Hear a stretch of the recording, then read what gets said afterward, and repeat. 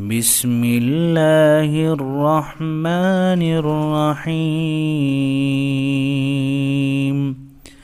اللهم إنا نستعينك ونستغفرك ونؤمن بك ونتوكل عليك ونثني عليك الخير ونشكرك ولا نكفرك ونخلع ونترك من يفجرك.